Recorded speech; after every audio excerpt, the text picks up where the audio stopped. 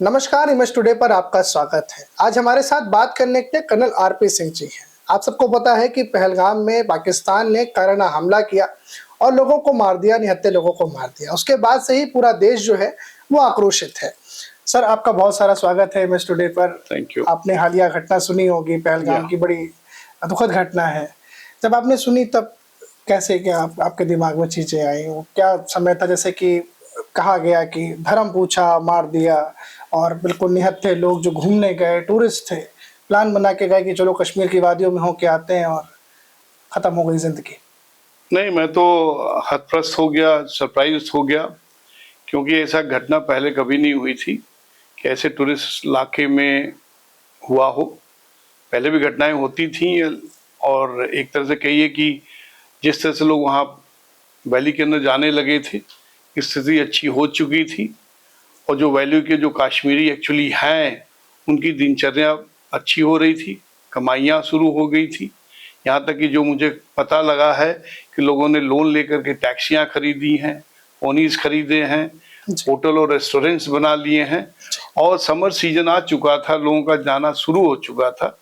जैसा कि आपको पता है कि इस केस में वहाँ पे अभी हनीमून कपल्स भी गए हुए थे, फैमिलीज गई हुई थी, भारत के 12 राज्यों से लोग गए हुए थे। सरप्राइज और एक तरह स्टेपिंग एट बैक था ये, मतलब किसी के पीठ पे छुरा घोंपना, वहीं के लोगों की एक तरह से पेट पे लात मारना, एक आतंकवाद का एक घिनौना कदम था। धारा 370 हटने के बाद से टूरिस्ट का वहां जाना हुआ, एक सेफेस्ट एनवायरनमेंट क्रिएट हुआ था। अब क्या असर पड़ेगा? क्योंकि जो चीजें हुई उसके बाद से तुरंत होटल खाली होने लगे, लोग कश्मीर, श्रीनगर, जहाँ जो था वहां से वो भागने लगा। इवन जम्मू जो गए थे, जम्मू से भी लोग वापस आने लगे। स्थिति क्या बनेगी सर? वहाँ के लोकल लोग जो एक तो व्यापार करते हैं, 370 से कोई लेना देना नहीं है, क्योंकि 370 का हटना पहले 89-88 से चल रहा है वहां पे जी। ये टूरिज्म तो वहीं पे पहले चलता था। 89 से पहले तो मूवीज बनती थी, जो गुलमर्ग और पहलगाम के आपके सीन दिखाई देंगे। गुलमर्ग में बॉबी की शूटिंग हुई थी, पहलगाम में आपके कभी गम कभी सॉरी ये अमिताभ बच्चन की मूवीज की शूटिंग हुई थी जी। तो ये 370 इसको मत जोड़िए। लोग कहते हैं 370 हटने के बाद से शांति, अमन, चैन, सुख, समृद्धि ये सब आ गई थी। क्या ये उससे नहीं, 370 से कोई मतलब नहीं है। ये मतलब है, ये इनके डीएनए में है। आतंकवाद रहेगा, खत्म नहीं हो सकता, जो कि रहेगा। खत्म करने का एक ही तरीका, जड़ से खत्म करो।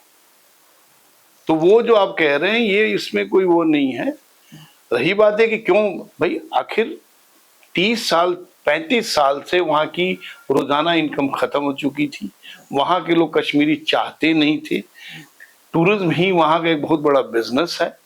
टूरिज्म ही वहां के लोगों का आना जाना बना रहता है, और वहां के लोग इतने अच्छे स्वभाव के, चाहते हैं कि लोग आए यहाँ पे, वो वहाँ की टूरिज्म को एंजॉय करें, वहाँ के वाजवान का आनंद उठाएं, हर एक वैलीज में जाएं, हर एक जगहों पे जाएं, तो उनकी जो है इनकम बढ़ेगी, उनकी लोगों की काफी कुछ सुविधाएं बढ़ेंगी। और पिछले 5 साल में वह ये सब फैसिलिटीज वहाँ पे बढ़ाई गई हैं, नामलसी से ये सब फैसिलिटीज बढ़ी हैं। मेरे ख्याल से शायद अच्छा हो रहा था, उसको रोकने के लिए किया गया है। पाकिस्तान खुश नहीं था कश्मीरियों की तरक्की से। जी, पाकिस्तान के खुश होने के बाद तो हमेशा बात होती है कि कश्मीरी हमारे भाई हैं, इस तरह की चर्चा। नहीं, अगर आप देखें, अगर आपको ये डेट याद हो, तो उसी दिन के 1 हफ्ते पहले मुनीर ने क्या कहा था? 2 नेशन थ्योरी पर बात। जी हाँ, 2 नेशन थ्योरी, 2 धार्मिक, मतलब हिंदू और मुसलमान अलग हैं। कश्मीर का मुद्दा उन्होंने उठाया कि मेरा है और उसी को हम अलग करेंगे। तो वो चीजें थी। उसी दिन वाइस प्रेसिडेंट यूएस आए हुए थे, और उसी दिन जो है आपके उनको मुनीर का जो पुराने वाले प्राइम मिनिस्टर हैं इमरान खान के साथ काफी कुछ चल रहा है, तो उसको वो एक तरह से अलग ढंग से उसको देखना चाहते थे। तो कई इसके लिंकेजेस हैं, कई चीजें हैं, लेकिन जो भी हुआ वो मेरे ख्याल से कोई भी कम्युनिटी, कोई भी लोग उसको ये नहीं कर रहे हैं।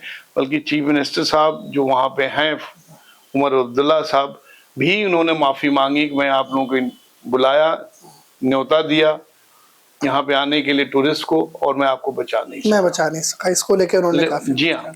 अभी लोकल भी जो है सर, मतलब कई बार ऐसा लगता है कि लोकल सपोर्ट भी उनको काफी मिल जाता है। तो जैसे आपका भी श्रीनगर में लंबा समय कश्मीर में रहा है सर्विंग का, तो अभी क्या है कि अभी व्यवस्था मतलब वैसी ही है, या फिर कुछ मेंटली जो माइंडसेट है वो मानसिक रूप से कुछ चेंजेस आए हैं? नहीं देखिए, काफी चेंजेस आ गए हैं, इतने चेंजेस आ गए कि मेरे ख्याल से जो लोकल सपोर्ट है कम हो गया है, और वहाँ पे मिलिटेंसी एक तरह से काफी कम हो गई कि अब जब से पाकिस्तान के साथ भारत का एक तरह से रिस्ट्रिक्शंस लगे हैं पहले से, तो उनका जो है इन्फिल्ट्रेशन या वहाँ पे उनका एक तरह से दबदबा कम हो गया है। तो इस हालत में जो है अभी सिचुएशन ये है कि आप इंटरनल सपोर्ट तो कम है, लेकिन जरूर इंटरनल सपोर्ट है, और ओवरहेड सपोर्ट ज्यादा है जो बाहर से ऊपर से है, आकाओं के हाथ है। जी हाँ, आकाओं के हाथ है, बल्कि आप कश्मीर के अंदर नहीं, बाहर है, इंडिया के अंदर है। पीओके की तरफ तो इशारा नहीं आपका? नहीं, पीओके की तरफ से तो आपके लॉन्चिंग पैड्स हैं, पीओके में तो पाकिस्तान का पूरा सपोर्ट है, पीओके में ही आईएसआई का सपोर्ट सिस्टम है, सपोर्ट इंडिया के अंदर है। उसी दिन वक्त पे आपके भाषण चल रहा था दिल्ली पे, उसी दिन जो है अभी एक जो वक्त के ऊपर जो आपके जजमेंट्स जो कार्रवाई शुरू हुई है, उसी के अंदर जो है आप उस दिन आप यहाँ पे देखिए कि इंडिया के अंदर ही कई पॉलिटिकल पार्टी जो हैं आप 370 का समर्थन कर रहे हैं, कुछ लोग विरोध कर रहे हैं जी। तो इंडिया के विद इन यहाँ जयचंद की कमी थोड़े है, एक ढूंढो ने 1000 मिलेंगे आपको, मल्टीप्लाई कर चुके हैं। तो इनको जब तक कि आप सख्ती से नहीं निपटेंगे तब तक नहीं है। यहाँ तक कि जुडिशरी का जो जजमेंट, आपको पता होगा कि जुडिशरी जब रात को 12-1 बजे तक खुल जाती है इन आतंकवादियों के लिए, तो अगर उनको इस तरह की सपोर्ट मिलेगी और आप फॉर्म नहीं है हैंडल करने के लिए, आप थोड़े लचीले हैं, तो ये चीजों को रोकना थोड़ा सा समय लगता है। सर, पाकिस्तानियों को जाने के लिए मोहलत दी गई कि 1 तारीख तक जितने भी हैं भारत में चले जाएं अपने मुल्क वापस। कई सारे जो लोग हैं वो पंजाब में पाए जा रहे हैं, कुछ लोग ऐसे पाए जा रहे हैं पश्चिम बंगाल में और तमाम जगहों पे जिनके अपने खुद के आधार कार्ड हैं, हिंदुस्तान के राशन वो लेते हैं, हिंदुस्तान में नौकरियां वो प्राप्त करते हैं। तो इस तरह के तमाम जो हैं वो लोग हैं जो यहाँ नौकरी भी कर रहे हैं, इस तरह के भी लोग, और वो नेशनैलिटी जो है वो पाकिस्तान की है। तो ये जो बीमारी सर चल रही थी, जो पाकिस्तानी एक अलग तरीके से सेटल डाउन थे यहाँ पे अभी तक, इस स्टेप को पहली चीज़ कैसे देखते हैं, और इसके आगे फर्दर क्या स्टेप रहेगा जो इस तरह का चीज़ अब वापस से ना हो सके, हमारे बॉर्डर सही में प्रोटेक्टेड हो सके, इस तरह से क्या क्या कुछ करना होगा सीधे से? नहीं देखिए, अब सच्चाई तो सामने आ रही है जी, ये सच्चाई सभी लोग जानते थे। अब ऐसा तो हो नहीं सकता कि जिसके घर में रहे उसको पता नहीं था, या रखने वाले हैं। यहाँ तक कि मैं पढ़ रहा हूँ, अब मुझे ही खुद ही मैं हतप्रस्त हूँ कि लखनऊ की फैमिली है, शादी पाकिस्तान में की है, बच्चे यहाँ पैदा हो रहे हैं, मालूम हुआ कि वापस यहाँ इंडिया में है, नौकरी कर रहे हैं, हॉस्पिटल्स में है, हॉस्पिटल की फैसिलिटी ले रहे हैं। कई 1-2 केसेस ऐसे जैसे आप बता रहे हैं, आधार कार्ड बनाए, जॉब्स ले लिए, क्योंकि पाकिस्तान की वो हालत नहीं है कि वहाँ पे किसी को रख सके, वहाँ पे किसी को नौकरी दे सके, वहाँ को उस पैसे उनको खाना खिला सके, या बीमारों को हॉस्पिटल फैसिलिटी दे सके। वो कंट्री एक तरह से बिल्कुल खत्म हो चुकी है।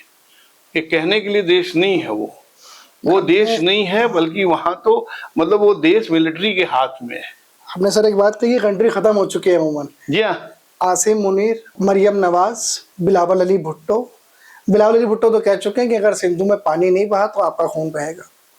इस तरह की जब बातचीत आप सुनते हैं, जैसे ख़त्म हो चुके, बिल्कुल जीरो पे आ चुके मुल्क से, और जब आसिम मुनीर कहते हैं कि हम एटॉमिक ताकत हैं, इस तरह की धमकियां वो देते हैं, तो इनको सुन करके हंसी आती है। क्या होता है ये अगर कुछ बता पाए आप? हंसी नहीं आती, बचकानापन आता है। उनकी आदतें पैनिक जो होती है वो आ रही है, तो वो है। और एक हालात ऐसी कि वो चारों तरफ से घिर चुके हैं, उनके साथ तो कोई नहीं है, वो किसी ने उनको सपोर्ट अभी तक जाहिर नहीं किया है, यहाँ तक कि उनके साथ वालों ने नहीं जाहिर किया है। तो ये स्थिति, उनकी हालत ये है कि खुद ही वो दिखाना चाहते हैं, बल्कि अभी सुनते हैं कि उल्टा ही बता रहे हैं कि नहीं, इंडिया जवाबदार है, इंडिया के लोगों ने ही ये सब किया है। अब वो पासा पलटते जा रहे हैं। पाकिस्तान के लोग जब प्रेस कॉन्फ्रेंस करते हैं तो ये कहते हैं कि हिंदुस्तान की सरकार ने ही पहलगाम कराया है, इस तरह के वो खुद ही अब वो तो बेवकूफी का मतलब कि इससे ज्यादा बेवकूफी क्या हिंदुस्तान की सरकार क्यों कराएगी? हिंदुस्तान की सरकार वहां सरकार बनाई है, हिंदुस्तान की सरकार ने वहां इलेक्शन कराया, हिंदुस्तान की सरकार किसी गवर्नमेंट को गिरने नहीं देती है, हिंदुस्तान की सरकार अपने फौज की तरह से इज्जत के साथ देखती है। तो ऐसा तो कुछ कहीं भी नहीं हुआ, कहीं भी राष्ट्रपति शासन नहीं लगा।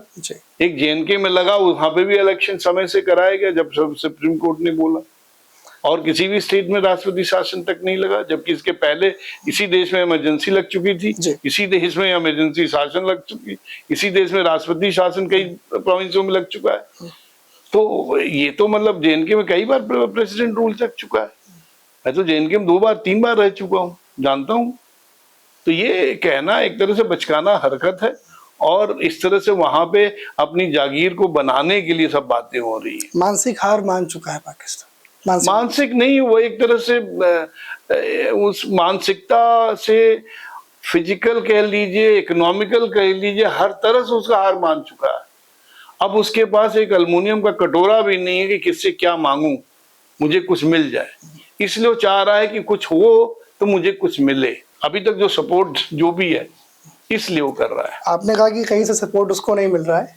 अभी सिंधु दरिया और उससे लगे हुए और जो दरिया हैं सबको रोक दिया गया है वहां जाने से, अब तो पानी भी नहीं मिल रहा है। क्या स्थिति होगी सर, क्या आउटकम्स हो सकते हैं? देखिए, पानी जो है भारत ने रोका नहीं है, एक तरह से सस्पेंड किया है, कुछ क्षणों के लिए रोका है जी। जो उनका जो एक तरह से रोकने की या कैंसिल करने का भी कोई ऐसा मकसद नहीं बना है, और मेरे ख्याल से बनाएगा भी नहीं, क्योंकि पानी अगर जाना है तो जाना है, और पानी का ये है कि कंट्रोल करना है। जब कंट्रोल इंडिया करेगा तो इंडिया ही छोड़ेगा, क्योंकि इसका मेन जो है सोर्स जो है इंडिया में ही है। तो उस समय जो बंद बने हुए हैं, बंद बन रहे हैं, और तो पानी की अपनी अनुसार पानी को रोका जाएगा, और अगर पानी ज्यादा होता है तो उसको छोड़ा जाएगा। आपने सुना होगा कि झेलम का पानी छोड़ दिया गया, वहां बाढ़ आ गई।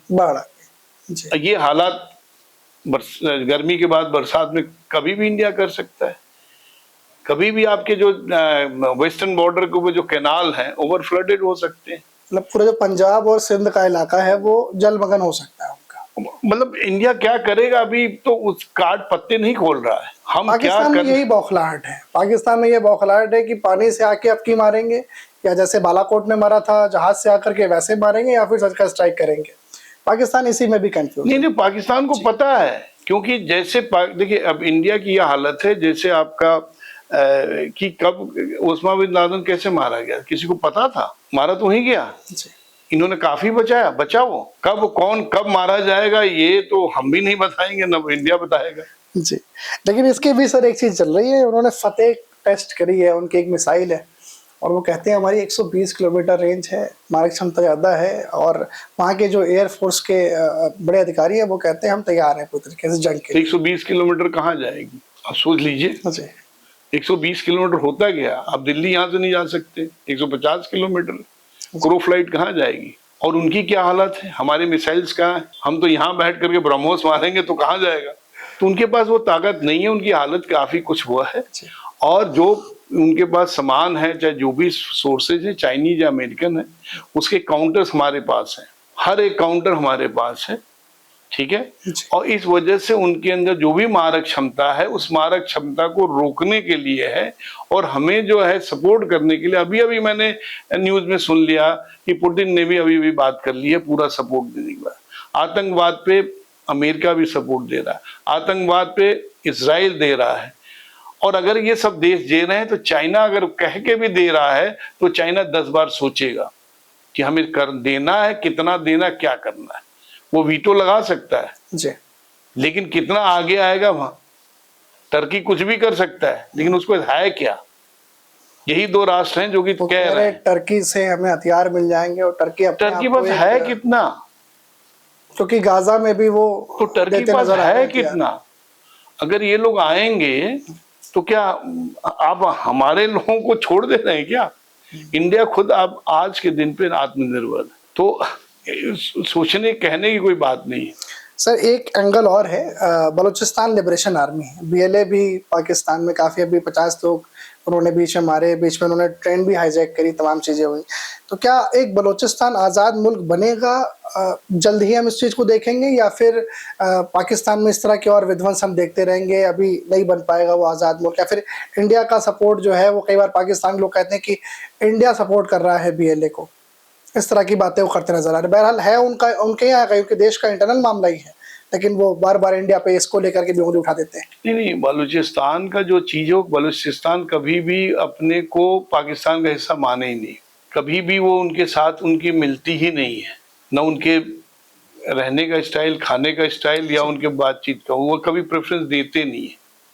यहाँ पे पाकिस्तान में पंजाब की जो कल्चर्स हैं उसी के उस पे, और ये इनके, मैंने आपको एक शुरू में बोला कि DNA कल्चर है कि लड़ना है, तालिबान के साथ लड़ना है तो उनके साथ लड़ना है, बलूचिस्तान के साथ लड़ना है, खैबर वालों के साथ लड़ना है। तो उनकी हालत खुद इतनी खराब है कि वेस्टर्न बॉर्डर्स पे लेकर के, आपके बलूचिस्तान बॉर्डर पे लेकर के, आपके इराक के उसमें ईरान के बॉर्डर पे लेकर के, इनकी सब जगह हुआ है जी। कोई इलाका बचा नहीं है कि इनको थोड़ी बहुत सहूलियत मिल जाए कि हम चलो भाई अब इंडिया के साथ भी जाते हैं। ये उसको डिस्ट्रैक्ट करने के लिए, चाहे वो जो भी है, इसीलिए यहाँ पे ये आतंकवादियों को भेजते हैं या मिलिटेंसी कराते हैं, जिससे कि उनको डाइवर्ट कर सके। सर, जंग अगर हुई तो क्या हाल होना है पाकिस्तान का? जंग क्यों होगी? मुझे तो नहीं लगता जंग होगी। पूरा माहौल बन रहा है, पूरा माहौल तो बेवकूफी का माहौल है, जंग नहीं होगी। पाकिस्तान में भी कह रहे हैं लोग कि अब जंग छेड़ देनी चाहिए हमें इंडिया के साथ। नहीं, देखिए, पाकिस्तान के लोग कह रहे हैं ना, इंडिया कभी जंग किसी के साथ नहीं करता है। नहीं, वहाँ के आर्मी चीफ भी कहते हैं, आसिम मुनीर भी कहते हैं। वो उनको चीफ के, उनको ऑप्शन ही नहीं बचा है कुछ, उनको खुद की सर्वाइवल टीम खत्म हो चुकी है। उन्होंने कहा अगर पानी बंद किया तो जंग छेड़ देंगे। तो छेड़े। इंडिया कभी वॉर नहीं छेड़ती है, 71 में भी नहीं छेड़ी, 65 में भी नहीं छेड़ी, 62 में भी नहीं छेड़ी, ठीक है, 48 में भी नहीं छेड़ी, अभी भी नहीं छेड़ी जब मेरी रीडिंग है। इंडिया तैयार है, अगर बदतमीजी किया आपने, अगर हमारे, तो हमने नाकाबंदी कर दी है। अगर उनका एक भी एयरक्राफ्ट आया तो गिरेगा, जैसे कि 3 दिसंबर 71 को आया था जी, उन्हीं का आया था साइबर जेट, आगरा वगैरह जी, आगरा बेस से साइबर जेट आया तो पहले 3rd को उन्हीं का आया था जी। तो अगर वो आए तो गए काम से। वो अमेरिकी जहाजों के ऊपर बड़ा बल जताते हैं। देखिए, अगर टेररिस्ट के ऊपर हुआ तो अमेरिका सपोर्ट नहीं करेगा उनका, वो कहते हैं हमारे पास भारत से। देखिए, अमेरिका तब भी आया था, 7th फ्लीट तब भी आई थी बांग्लादेश के हेल्प करने में, तब तक तो लड़ाई खत्म हो गई थी। ये वेस्ट पाकिस्तान ज्यादा दिन करे, वहां तो अच्छा खासा चला था जी, वहां तो 12 दिन की लड़ाई हुई थी, ये तो शायद 9 दिन के अंदर ही पूरा खत्म हो जाएगा। इनके पास कुछ है ही नहीं, 3 दिन से ज्यादा तेल ही नहीं है, इनके पास जखीरा ही नहीं है, खत्म हो जाएगा, इनके पास है ही नहीं है। शगुफा दे रहे हैं अपनी जनता को। शगुफा तो उनके पास खाने का वो नहीं है, राशन नहीं है जी, शगुफा क्या देंगे वो? नहीं, इंडिया को एटॉमिक ताकत है, बार बार एटॉमिक ताकत, ये बंदर घुड़की होता है, बंदर के पास कितनी ताकत होती है आपको ही पता है। एटॉमिक ताकत क्या होगा इंटरनेशनली, इसमें कहाँ जाएंगे वो? मतलब हम एटॉमिक ताकत नहीं है, हमने किसी कहा नहीं, कभी इंडिया ने हमने कभी कहा ओपनली हम ये सब धौंस दमा रहे हैं? भाई, शराफत की कंट्री है, हम शरीफ लोग हैं, तो हमने तो कभी नहीं कहा हम एटॉमिक ताकत है, हम तो पीसफुल पर्पज से यूज कर रहे हैं। वो कहे वो, उनका क्या है, भगवानी मालिक है, कितना इफेक्टिव है भगवानी मालिक है, तो उनसे पूछिएगा जब वो फायर करेंगे कहाँ आएगा, कहीं वहीं तो नहीं गिर जाएगा, ये भी तो सोचते। 120 किलोमीटर बता तो दिया है सर। 120 किलोमीटर किधर आएगा? कहीं बलूच पे जाएगा, कहीं यहाँ आएगा, तो चला गया सर बलूच, तो छोड़ेंगे नहीं। तो अब उनकी तो डायरेक्शन है। क्या आप सोचते हैं कि अगर न्यूक्लियर शुरू करें तो इजराइल चुप रहेगा, USA चुप रहेगा, इन्हीं न्यूक्लियर कंट्री विल गो? तो ये चीज जो है, टेररिज्म को बढ़ावा देने के लिए अगर न्यूक्लियर इस्तेमाल करते, नोबडी इज गोइंग टू, यहाँ तक कि चाइना भी उनको सपोर्ट नहीं करेगा। चाइना का CPEC कॉरिडोर आगे संकट में आ सकता है क्या? CPEC तो वैसे ही आ जाएगा संकट में, क्योंकि अभी जब बलूच है, POK है, तो संकट में तो है ही है। ये तो वो पाकिस्तान में है ही क्या है, वो तो पूरी जमीनें जायदाद सब तो चाइना को बेच रहे हैं, उनकी कंट्री तो चाइना पे जा रही, धीरे धीरे चाइना ही जा जाएंगे, उनके जितने बंदरगाह हैं चाइनीज चला रहे हैं, तो whole country will go for this. Shimla समझौता रद्द करने की बात कही गई उनकी तरफ से।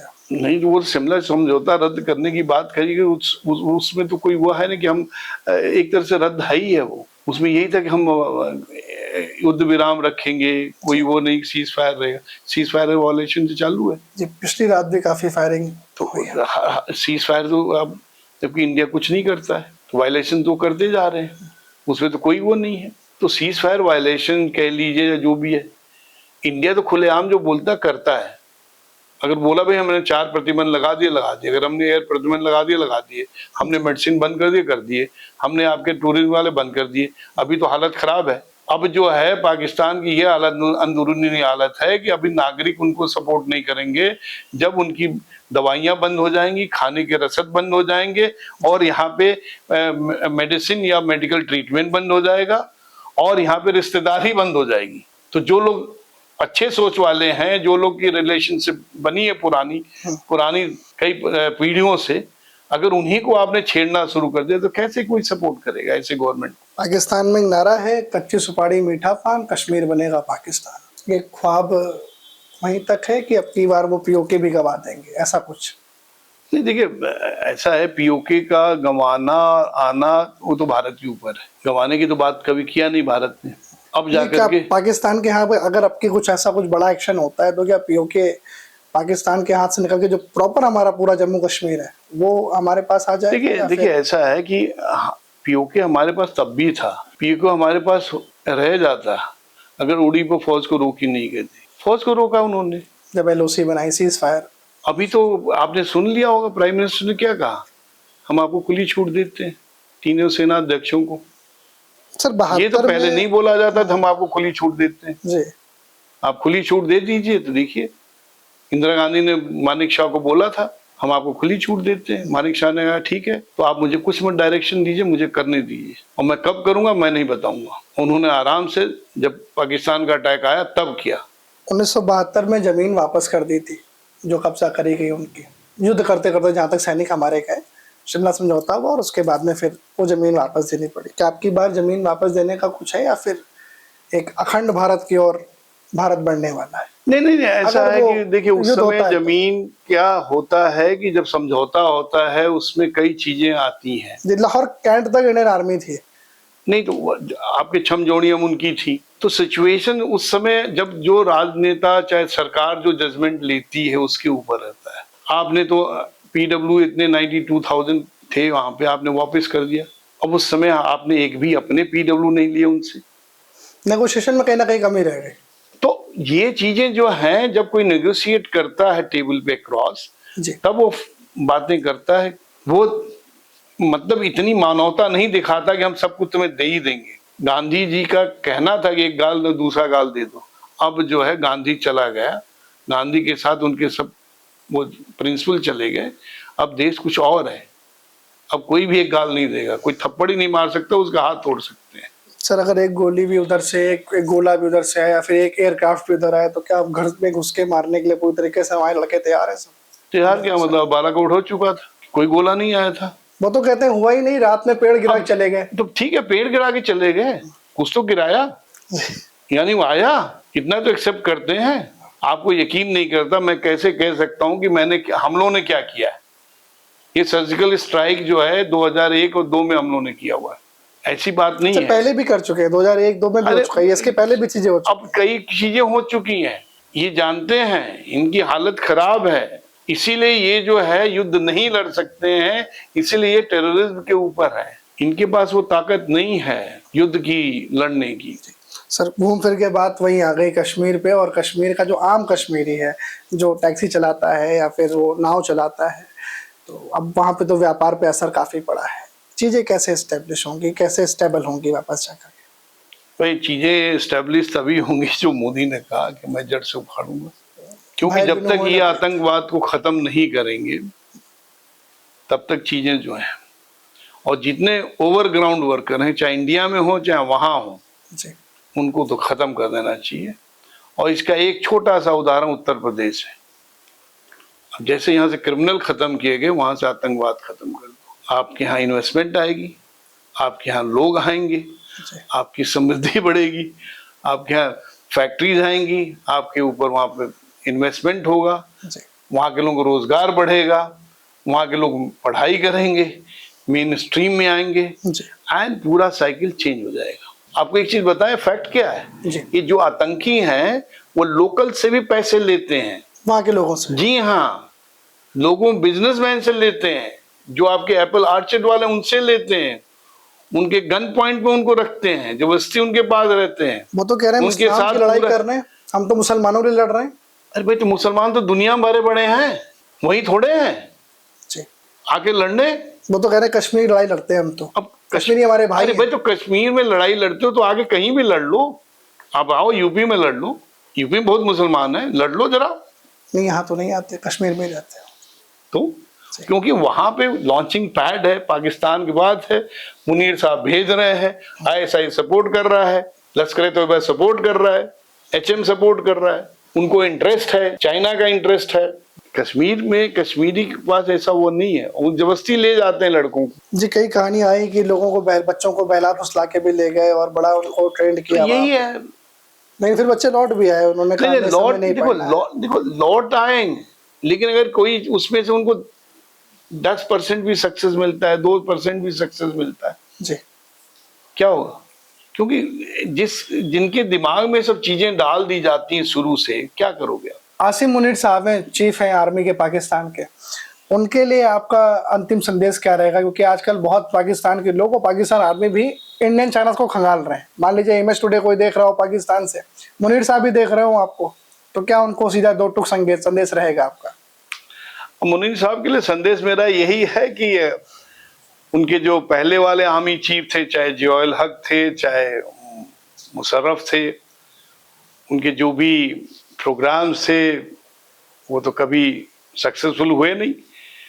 मुझे नहीं लगता कि इनका भी हो पाएगा, और जिस तरह से इन्होंने अपने घर आबाद लंदन में किए हैं, शायद वहां जाने का मौका मिलेगा, वहां पे कुछ आपको इंडियन लोग भी मिलेंगे, वहां पे अपनी बातों का जिक्र कर सकते हैं, बता सकते हैं। कुछ नए पड़ोसी इंडिया से भी मिल सकते हैं, ये तो बात सच है। क्या वही पड़ोसी बनेंगे लंदन में या फिर किसी और मुल्क में, जो हिंदुस्तान में भी रह करके पाकिस्तान को बड़ा शेड देते हैं, बड़ा वो कहते हैं कि नहीं नहीं जी पाकिस्तान तो नहीं है इस हमले के पीछे, या बचाते फिरते हैं? वही लोग तो लंदन में ही जाते हैं, अक्सर जाते हैं वहां पे, उनकी मुलाकात वहीं पे होगी, वही होगी। पाकिस्तान छोड़ देंगे? अब पाकिस्तान तो आखिर छोड़ देंगे, भागना पड़ेगा, क्योंकि जिस तरह से वहां के पुराने प्राइम मिनिस्टर अगर बाहर आ गए, इमरान खान, उन्हें तो भागना ही पड़ेगा।